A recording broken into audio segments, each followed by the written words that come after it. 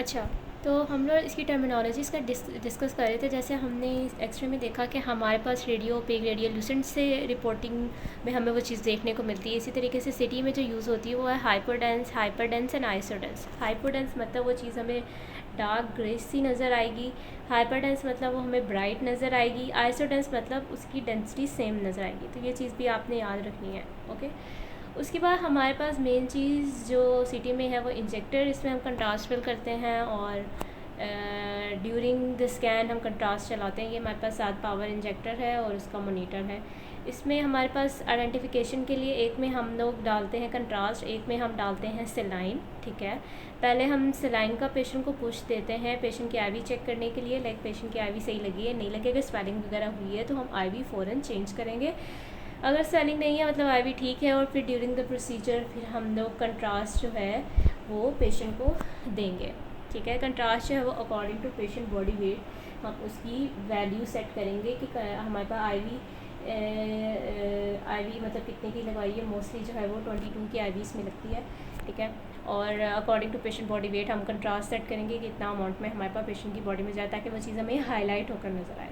ठीक है, different contrast हम यूज़ करते हैं, मोस्टली अल्ट्रावेस्ट यूज़ करते हैं। मैंने भी जितना देखा है अल्ट्रावेस्ट यूज़ होता है, विजी पैक भी यूज़ हो सकता है, ओमनी पैक भी यूज़ हो सकता है, ओमनीविस्ट भी यूज़ हो सकता है। ठीक है, ये डिफरेंट कंट्रास्ट हैं जो हम लोग सिटी में यूज़ करते हैं।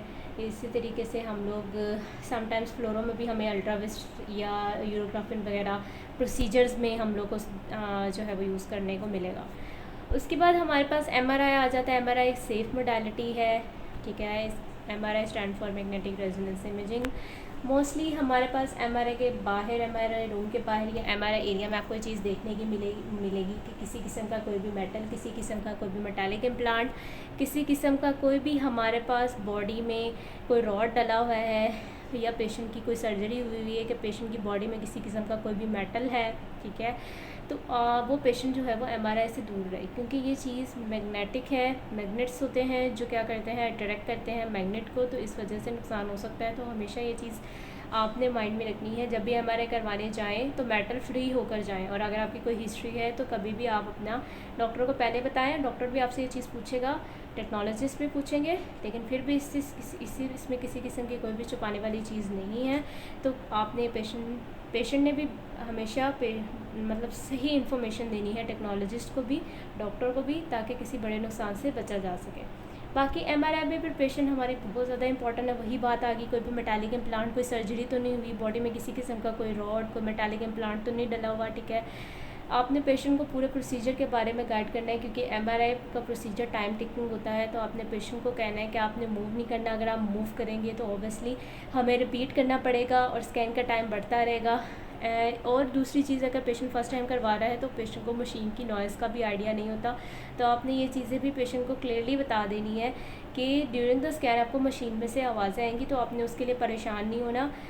नॉइज़ को रिड्यूस करने के लिए हम हेडफोन्स भी आपको लगाएंगे, लेकिन फिर भी आपने इस चीज़ के लिए परेशान नहीं होना और रेडी रहना है कि ये आवाज़ें आएंगी। तो आपने ये सारी चीज़ें जो है वो पेशेंट को पहले आपने बतानी है। और अगर पेशेंट बहुत ज़्यादा क्लस्ट्रोफोबिक है, स्कैन नहीं करवा रहा इन क्लोज्ड एमआरआई, तो आपने पेशेंट को ओपन एमआरआई की तरफ शिफ्ट करना है।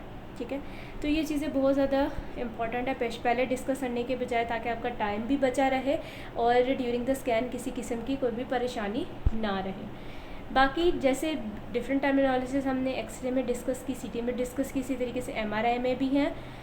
हाइपो इंटेंस, हाइपर इंटेंस और आइसो इंटेंस। ठीक है, इंटेंस वाली टर्म इसमें यूज़ होगी, सिटी में कौन सी यूज़ हो रही थी, डेंस वाली। ठीक है, और एक्सरे में रेडियोपिक, रेडियोल्यूसेंट। ये चीज़ें आपने याद रखनी है, क्योंकि समटाइम्स इंटरव्यूज़ में ये चीज़ें पूछ रहते होते हैं कि कौन कौन सी टर्मिनोलॉजीज तीनों में यूज़ होंगी, डिफरेंस बता दें तीनों का। ठीक है, तो ये चीज़ें आपने याद रखनी है। एमआरआई में मेन जो चीज़, जिन चीज़ का काम है वो है कॉइल्स। कॉइल्स के बगैर आपका एमआरआई बिल्कुल भी नहीं है। ठीक है, डिफरेंट कॉइल्स यूज़ करते हैं। फॉर एग्जांपल अगर ब्रेन का स्कैन करना है तो ब्रेन कॉइल्स यूज़ होते हैं उसके लिए, या बर्ड केज कॉइल्स यूज़ होते हैं। ये फर्स्ट वाला बर्ड केज कॉइल है, ब्रेन कॉइल भी हम कहते हैं। सेकेंड वाला बॉडी कॉइल है। ठीक है, इसमें हम लोग एब्डोमेन भी कवर कर सकते हैं, पेल्विस भी कवर कर सकते हैं। एमआरसीपी वगैरह के सारे स्कैन बॉडी कॉइल्स में होते हैं, स्पाइन के सारे इसमें होते हैं। ठीक है, इसी तरीके से हमारे पास ये नी कॉयल आता है, इसमें हम नी का स्कैन करते हैं। इसी तरीके से ये हैंड कॉयल है। इसी तरीके से हमारे पास डिफरेंट कॉयल्स अवेलेबल होते हैं डिफरेंट बॉडी पार्ट्स के, जिसको हम लोग यूज़ करते हुए MRI परफॉर्म करते हैं। उसके बाद हमारे पास सेकेंडली जो नॉन इन्वेसिव मोडालिटी वो आ जाती है अल्ट्रासाउंड। अल्ट्रासाउंड सेफ़ है, ठीक है, और इसकी डिफरेंट नेबोलॉजीज़ हैं। नेबोलॉजीज़ को हम लोग डिस्कस करेंगे एक सेपरेट लेक्चर में, ताकि आपको अच्छे तरीके से समझ आए। इसमें भी हमारे पास पेशेंट की प्रिपरेशन इम्पॉर्टेंट है। फॉर एग्जांपल अगर पेशेंट ने अपना एब्डोमेन का स्कैन कराना है तो हम पेशेंट को कहेंगे कि अपना ब्लैडर जो है वो फिल करके आए, ठीक है। अगर ऑप्स का स्कैन है, पेशेंट का सेकेंड या थर्ड ट्राइमेस्टर है, तो ब्लैडर फिल करने की ज़रूरत नहीं है, क्योंकि एमनियोटिक फ्लूइड ही उसमें as a acoustic window use हो रहा होता है, ठीक है। बाकी सेम है, अल्ट्रासाउंड में कोई इतनी कॉम्प्लिकेशंस नहीं है, प्रोसीजर में सेफ मोडालिटी है, ओके।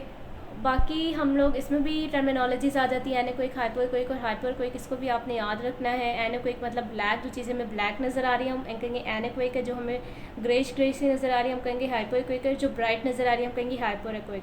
ये टर्मिनोलॉजीज आपने हमेशा याद रखनी है। बाकी हमारे पास सारा लेक्चर जो है वो बिल्कुल सेम है, बेसिक है, और छोटी छोटी सी मैंने प्रिपरेशन चीज़ें बताई हैं, आप इसे याद रखिएगा। किसी किस्म का कोई भी क्वेश्चन हो तो कमेंट में ज़रूर बताइएगा। Thank you so much, it's all from my